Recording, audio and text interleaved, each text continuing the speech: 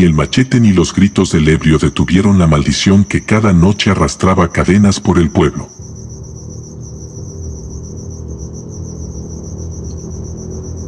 Cuando yo era niño, en mi pueblo solo había luz de 6 a 10 de la noche. Después de eso, todo quedaba completamente oscuro. No era porque quisieran. Era por falta de combustible. No alcanzaba para más. Así que, a las 10 en punto, se apagaban los postes y nadie más salía de su casa. El que quería quedarse despierto usaba una lámpara de gasolina o una vela, pero casi nadie lo hacía. La gente se acostaba temprano. A las 5 ya estaban todos en sus camas. No era por costumbre. Era por miedo. A las 7 de la noche empezaban los gritos.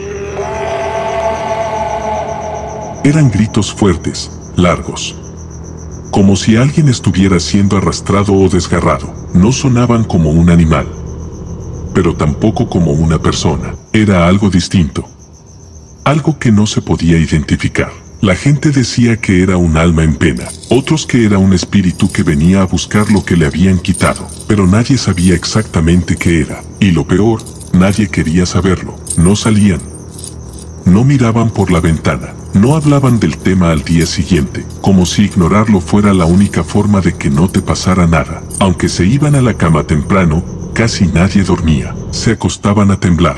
No cerraban los ojos, solo escuchaban, porque en cuanto la oscuridad lo cubría todo, empezaban a sonar ruidos que se arrastraban por las calles del pueblo. Calles pavimentadas, donde el sonido de fierro sonaba estridentemente, muy fuerte, como si alguien, o algo, tirara una cadena pesada solo para que todos lo escucharan. El sonido era horrible. El rechinar de metal contra cemento llenaba la noche y a veces, parecía estar justo afuera de tu casa, o al otro lado de la pared.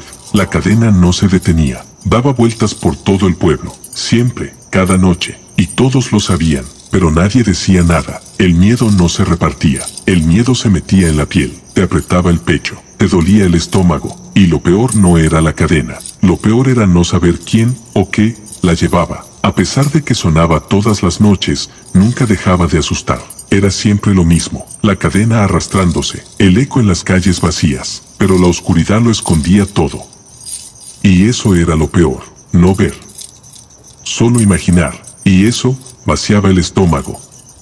Te dejaba sin aliento. A veces los niños no aguantaban el miedo, lloraban, solo un gemido, y en menos de un segundo, alguien les tapaba la boca, con lo que fuera, una sábana, una almohada, una mano. No importaba si los asfixiaban un poco, lo importante era silenciarlos, porque cuando un niño lloraba, la cadena se detenía, el sonido del metal cesaba, y lo único que quedaba eran jadeos, fuertes, cercanos, como si algo enorme estuviera respirando justo afuera. Era como si la cosa que arrastraba el metal se congelara, escuchando, oliendo, buscando, y en esa pausa maligna, el terror se volvía insoportable. Todos se quedaban quietos, sin respirar, porque sabían que si esa cosa encontraba de donde venía el llanto, no iba a seguir de largo. Cierta noche, a don Carlos, un buen hombre del lugar que vivía en el centro del pueblo, se le subieron las chichas a la cabeza.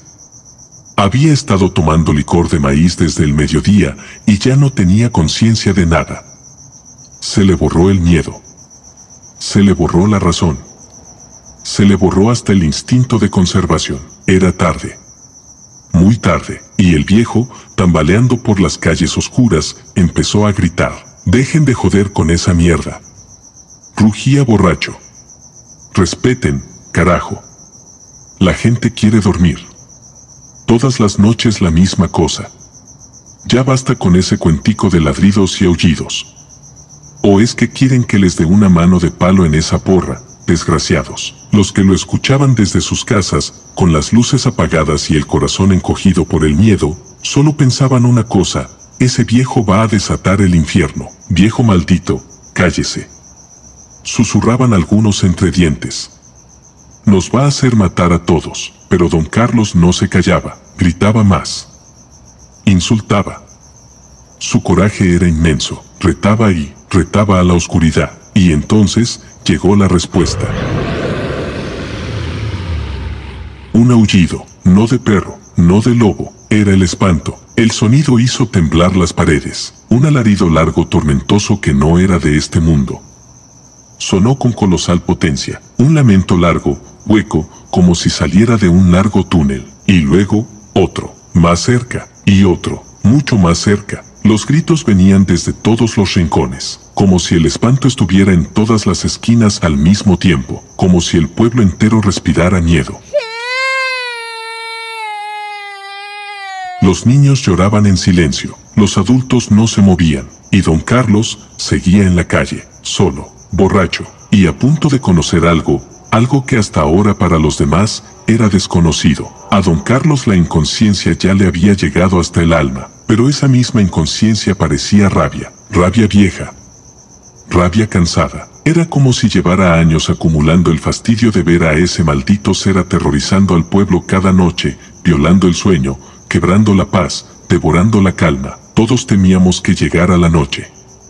Todos, menos él, porque ya estaba harto, harto del suplicio, harto del espanto, harto de vivir con ese terror que no se podía detener ni con oración ni con candado. Don Carlos, borracho de chicha y fuera de sí, desenfundó su machete y lo blandía de lado a lado, tambaleándose, gritando improperios y retando a lo que fuera que rondara en la oscuridad. Y al parecer, ya estaban frente a frente, porque los aullidos se transformaron en gruñidos.